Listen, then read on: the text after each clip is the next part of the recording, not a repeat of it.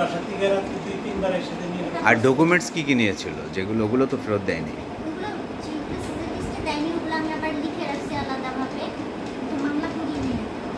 তো র্যাব হেডকোয়ার্টারে রেখে আপনাকে টোটাল কদিন আপনাকে টর্চার করা হয়েছে? কতদিন যে বললেন? 5 দিন।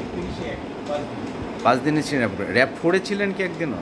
এরপরে হচ্ছে গিয়ে যেদিন ওই ভিডিও করলো, শুধু এই যে ভিডিও করার সময় নিয়ে যাওয়া বা নিয়ে আসা পর্যন্ত ওই সময়, ওই যে টিভিতে অনেক সময় দেখে না যে গাড়ির সামনে দাঁড়িয়েছে আসামিকে ধরে নিয়ে আসছে, যে এরকম যে ওই ভিডিওগুলো ওখানে করেছে।